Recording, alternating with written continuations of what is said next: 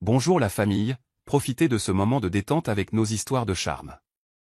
N'oubliez pas de vous abonner et de partager vos réflexions dans la section des commentaires. Et cliquez généreusement sur le bouton j'aime, car cela compte énormément pour nous. Veuillez vous asseoir, vous détendre et profiter alors que nous plongeons dans l'histoire. Une fête douce amère. Naomi était assise sur le bord de son lit, contemplant son ventre rond dans le miroir. La délicate robe de maternité à imprimé floral qu'elle portait épousait légèrement ses formes, un témoignage de la vie qui grandissait en elle. Le reflet dans le miroir semblait serein, mais son esprit était agité. Elle posa doucement une main sur son ventre et murmura « Je te promets que je serai forte pour toi ». Elle ne savait toujours pas comment sa cousine Irène l'avait convaincue d'organiser cette baby shower. Naomi n'était pas du genre à aimer les grandes célébrations, surtout à un moment où elle se sentait si émotionnellement à vif. Mais Irène avait insisté.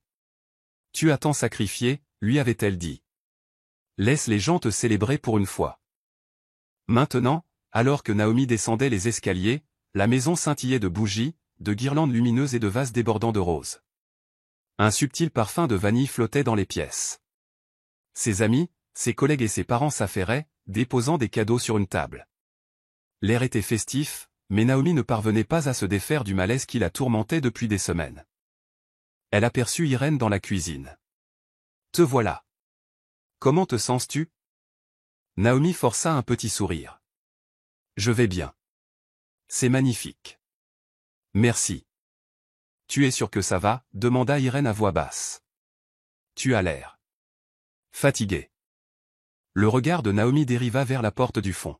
« Je suis fatiguée, mais c'est juste. Le trac, peut-être. » Dans le lointain, elle entrevit Jared, son mari. Au lieu de venir la saluer, il était engagé dans une conversation animée avec des amis. Naomi pinça les lèvres. La journée était censée célébrer leur futur bébé, mais quelque chose dans l'attitude de Jared semblait froid. Elle prit une profonde inspiration et rejoignit les invités, essayant de se concentrer sur le positif, les décorations joyeuses, les cupcakes pastels, le lot de chaussettes pour bébé épinglé au mur. Mais le nœud dans son estomac se resserra. C'est juste le trac, se répéta-t-elle. Elle ne se doutait pas qu'à la fin de cette journée, cette baby shower qu'elle n'avait jamais vraiment voulu, son monde entier basculerait de la manière la plus publique et la plus humiliante qui soit. L'intuition et les signes. Le salon bourdonnait de conversations excitées. Naomi acceptait les étreintes, entendant les phrases répétées « Oh, tu rayonnes. Tu dois être si excitée. » Elle hochait poliment la tête, cherchant Jared du regard. Elle le repéra finalement près de la cheminée. En s'approchant, il lui jeta un bref regard puis se détourna. Son cœur se serra. Ce n'était pas le Jared qu'elle connaissait. Elle se glissa à côté de lui. « Salut » dit-elle doucement. Il se tourna, mais ses yeux pétillaient d'une étrange tension. « Oh, salut » dit-il, comme s'il la remarquait pour la première fois. Il lui fit un baiser sur la joue, un geste qui semblait plus un devoir formel qu'une véritable affection. Alors qu'elle s'éloignait, elle se demanda si quelqu'un d'autre remarquait l'attention. Jared était à peine à ses côtés. Quelque chose dans son comportement clochait, et ce n'était pas récent. Depuis quelques semaines, il était distant, rentrant tard avec de vagues explications sur des heures supplémentaires. Il passait plus de temps sur son téléphone, envoyant des textos sous les couvertures. Elle se souvint d'une nuit, 2 semaines plus tôt, où elle avait suggéré un prénom pour le bébé. Eliana, signifiant « Dieu a répondu ». Jared avait répondu d'un regard vide, murmurant qu'il n'était pas d'humeur à parler de prénom. La grand-mère de Naomi lui avait dit un jour « Mon enfant, ton instinct est souvent plus fiable que tes yeux ». Naomi y croyait. Elle monta à la salle de bain pour se ressaisir. En sortant, elle entendit des voix étouffées au bout du couloir. La voix d'Irène était reconnaissable. Elle finira par le découvrir. « Tu ne peux pas cacher quelque chose d'aussi énorme éternellement. » Naomi s'arrêta. Une voix masculine répondit, mais elle ne put distinguer les mots. Était-ce Jared? Son estomac se tordit. Elle résista à l'envie d'écouter et redescendit. Dans son esprit, une phrase se répétait, « Ton instinct ne te trompe jamais. » Si son instinct avait raison cette fois, elle n'était pas sûre d'être prête pour la vérité. L'intruse et la tension. L'atmosphère dans le salon changea radicalement lorsque la porte d'entrée s'ouvrit pour laisser entrer une nouvelle invitée. Un silence de plomb s'abattit sur la foule. Naomi se tourna et vit une grande femme dans l'embrasure de la porte, vêtue d'une superbe robe vert émeraude qui moulait sa silhouette. Elle entra dans la pièce avec l'assurance de quelqu'un qui s'attend à ce que tous les regards soient tournés vers elle. Naomi balaya le visage de la femme du regard, certaine de ne l'avoir jamais vue. Qui viendrait à une baby shower habillée comme pour aller en boîte de nuit? Et comment connaissait-elle Jared? Car il était évident qu'elle le connaissait. Le regard de la femme se posa directement sur son mari. De l'autre côté de la pièce, les yeux de Jared s'illuminèrent. Il fit un pas en avant, une lueur d'excitation traversant son visage. Immédiatement, un nœud d'angoisse se serra dans l'estomac de Naomi. Irène apparut à ses côtés. « Mais qui est-ce » murmura-t-elle. « Je ne sais pas » réussit à dire Naomi, les yeux fixés sur l'étrangère en vert émeraude. Mais elle pouvait dire que Jared, lui, la connaissait. Alors qu'elle s'approchait de Jared, l'inconnu se pencha et lui murmura quelque chose à l'oreille. Il éclata de rire, un rire franc et sonore que Naomi n'avait pas entendu depuis des lustres. C'était le genre de rire que l'on partage avec quelqu'un qui connaît vos secrets les plus intimes. Le cœur de Naomi eut l'impression de se rétrécir. Naomi traversa la pièce.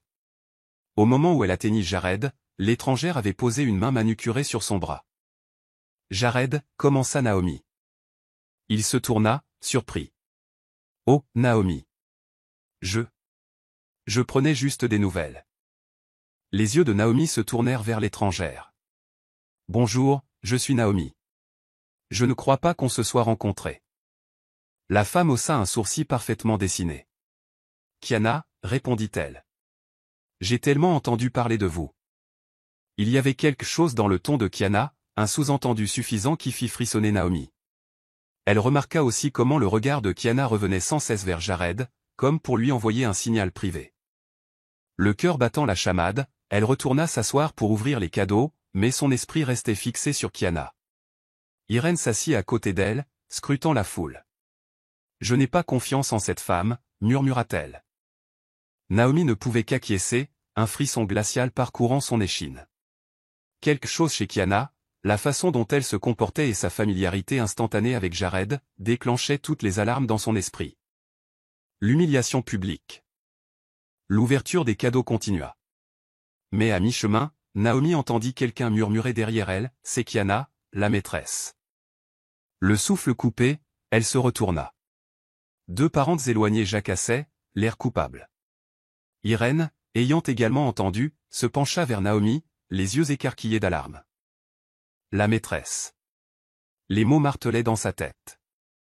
Les pièces du puzzle commencèrent à s'assembler de la pire des manières. La distance de Jared, ses nuits tardives, son téléphone qui vibrait constamment. À ce moment, Kiana passa nonchalamment devant le canapé où Naomi était assise. Un petit sourire énigmatique se dessina sur ses lèvres. Naomi n'eut plus aucun doute, la présence de Kiana était intentionnelle, intrusive et planifiée. Rassemblant tout son courage, elle se leva et se dirigea vers Jared. « Jared, pouvons-nous parler une seconde? »« Maintenant? Est-ce que ça peut attendre » dit-il à voix basse. « Je préférerais vraiment que ça n'attende pas. » Il la suivit dans un coin plus calme. « Qui est Kiana? Et pourquoi est-elle ici? »« C'est juste une amie. J'ai invité quelques collègues. Je n'arrive pas à croire que tu en fasses toute une histoire. » Son ton méprisant la blessa. « Toute une histoire? Jared, les gens chuchotent des choses, et tu as été distant toute la soirée. Pourrais-tu au moins essayer de sourire » la coupa Théil, la voix froide. « Tu gâches l'ambiance. Ne fais pas de ça une affaire de tes insécurités. » La douleur qu'elle ressentit fut comme un coup de poignard. Il se détourna et s'éloigna. Irène la guida vers un canapé. Soudain, Kiana s'approcha, un verre de vin rouge à la main. « Oh, Naomi » roucoula-t-elle. « Tu as l'air épuisée. Je disais justement à Jared que tu devrais probablement te reposer. » Irène se crispa. « Ça suffit. Peux-tu laisser Naomi tranquille ?» Kiana lança un regard condescendant à Irène, puis se tourna de nouveau vers Naomi. D'un seul mouvement rapide, elle balança la main qui tenait le verre de vin.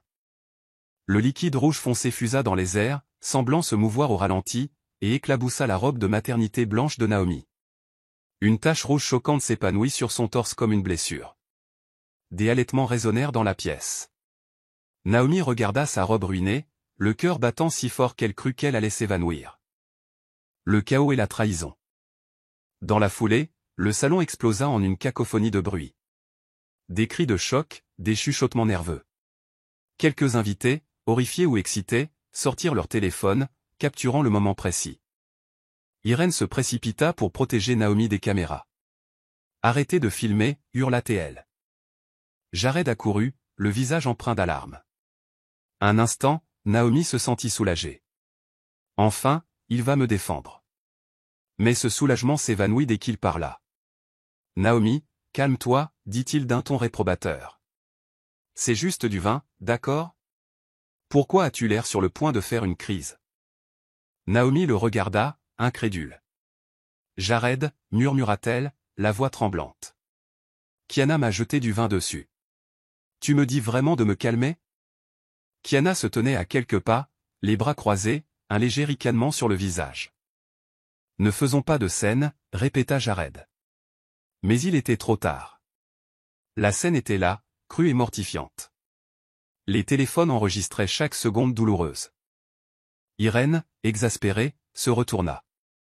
Pouvez-vous tous ranger vos téléphones et nous laisser un peu d'intimité? Ce n'est pas un cirque. Jared se tourna vers Kiana. Qu'est-ce que c'était, Kiana? Elle haussa les épaules nonchalamment. Les accidents, ça arrive. À cet instant, Naomi réalisa qu'elle était seule dans son propre mariage. Si Jared ne pouvait même pas exprimer une véritable indignation, quel espoir restait-il? La crise médicale. Le choc et l'humiliation étaient insupportables. C'est alors que la douleur commença. Une violente secousse lui transperça l'abdomen, la faisant halter.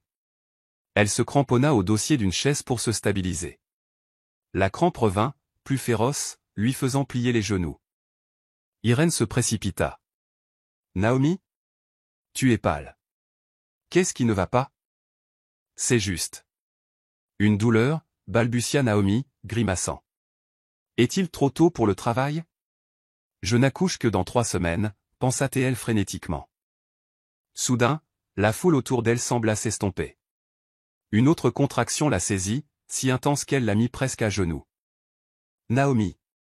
Tiens bon, cria Irène en la soutenant. Jared se précipita, le visage enfin marqué d'une réelle inquiétude. C'est alors que la contraction suivante lui coupa le souffle. Sa vision se brouilla, ses jambes menacèrent de céder. Elle entendit vaguement quelqu'un crier d'appeler une ambulance. Puis, l'obscurité s'installa. La dernière chose dont elle se souvint avant de tout perdre fut l'écho de voix affolées appelant son nom. Naomi reprit conscience alors que son corps heurtait le sol. Elle entendait des cris dispersés, quelqu'un criant qu'elle était en train d'accoucher. Irène était à genoux à côté d'elle. Les sirènes d'une ambulance se firent entendre au loin. Dans l'ambulance, le trajet sembla une éternité. Chaque secousse intensifiait sa douleur. Jared était là aussi, le visage pâle et défait. Irène lui lança un regard d'avertissement. Ne t'approche pas. Tu lui as fait assez de mal. Les portes de l'hôpital s'ouvrirent en grand. On la transporta d'urgence. Amenez-la en salle de travail, vite. Elle n'est qu'à 37 semaines, ça pourrait être un travail prématuré. La dernière chose dont elle se souvint fut le visage d'Irène, murmurant « Tu peux le faire ». La naissance et la confrontation.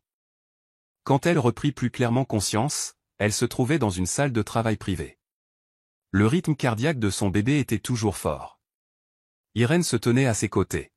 « Où est Jared ?» demanda-t-elle. « Il est dans la salle d'attente.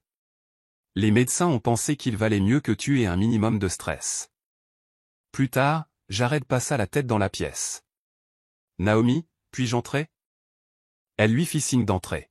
« Comment te sens-tu » demanda-t-il. « J'essaie de garder notre fille en sécurité » dit-elle simplement. « Je ne veux pas parler de ça maintenant, Jared. »« Je ne peux pas. » Malgré les médicaments, les contractions de Naomi s'intensifièrent au petit matin. Le bébé n'allait pas attendre. Jared se précipita dans la pièce.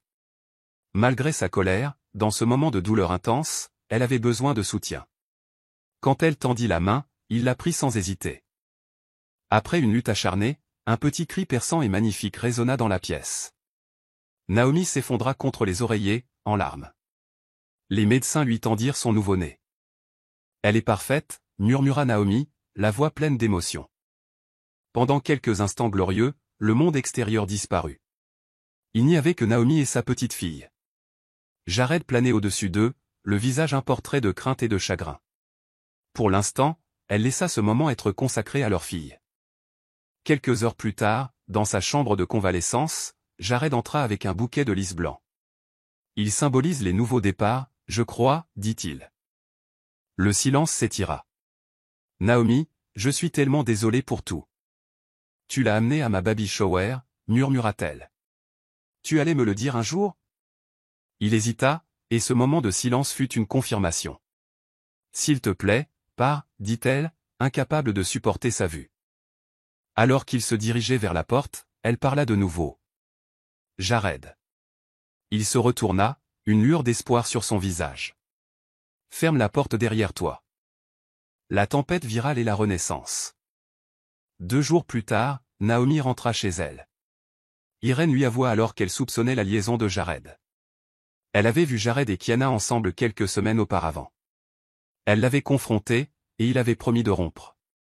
Réalisant qu'il était toujours avec elle, Irène avait organisé la baby shower pour le forcer à avouer. « Je n'aurais jamais imaginé que Kiana aurait l'audace de se montrer et de t'attaquer comme ça, » dit-elle en larmes. Pendant ce temps, les vidéos de la baby shower étaient devenues virales, accumulant des millions de vues. Protéger les femmes enceintes et drame baby shower étaient partout. Naomi devint une tendance locale, puis nationale. Son téléphone n'arrêtait pas de sonner. Pendant que Naomi essayait de se protéger, Internet ne montra aucune pitié envers Kiana. Les détectives des réseaux sociaux déterrèrent son passé. Elle tenta de se défendre, affirmant que le déversement de vin était un accident, mais personne ne l'a cru. Les marques avec lesquelles elle travaillait rompirent leur contrat. En une semaine, Kiana passa du statut d'influenceuse montante à celui de paria. Naomi, elle, ne ressentit aucune satisfaction. « Je ne veux pas être consumée par la haine », dit-elle à Irène. Quelques semaines plus tard, Naomi lança un podcast sur la maternité. Elle y parla de son expérience de trahison, d'humiliation et du pouvoir de la maternité. Son authenticité toucha les auditeurs. Des femmes du monde entier se connectèrent, partageant leurs propres histoires. Le podcast grimpa dans les classements, et Naomi devint un symbole de résilience et de grâce. Naomi se relève devint un hashtag populaire. La consécration. 1 an plus tard, Naomi se tenait sur la scène d'une conférence sur l'autonomisation des femmes, sa fille d'1 an dans les bras. Les applaudissements éclatèrent dès qu'on la vit. Elle raconta son histoire. Comment, 1 an auparavant, elle avait été humiliée. Comment cet incident était devenu viral. Comment elle avait failli perdre son bébé. Parfois, se faire éclabousser de vin est en fait une bénédiction, dit-elle, provoquant quelques rires. Oui, c'était un moment humiliant. Mais cela a purifié mon chemin d'une manière que je n'aurais jamais imaginée. Cela m'a montré qui tenait vraiment à moi, qui j'étais vraiment, et ce que je méritais. À la fin de son discours, le public se leva pour une ovation. Après être descendu de scène, on lui remit un prix pour sa contribution à l'autonomisation des femmes. Alors que les photographes prenaient des photos, Naomi sentit un profond sentiment de plénitude. Au fil des mois, elle avait fait le tri dans les décombres de son mariage. Jared était impliqué dans la vie de leur fille, mais ils vivaient séparément. La confiance était brisée. Alors que la conférence se terminait, Naomi murmura à sa petite fille, « C'est notre commencement, mon amour. Et nous en ferons quelque chose de magnifique. » Dans ce murmure résidait la leçon qu'elle avait apprise, parfois, le pire moment de votre vie est précisément le catalyseur dont vous avez besoin pour entrer dans votre pouvoir. Et pour Naomi, ce moment avait finalement été une bénédiction déguisée. Je suis heureux que vous soyez arrivés jusqu'à la fin. J'espère que l'histoire vous a plu. N'hésitez pas à cliquer généreusement sur le bouton j'aime et à vous abonner pour d'autres récits captivants comme celui-ci. Nous aimerions beaucoup avoir votre avis. Quelle leçon avez-vous tiré de cette histoire? Partagez vos réflexions dans les commentaires ci-dessous. À la prochaine histoire.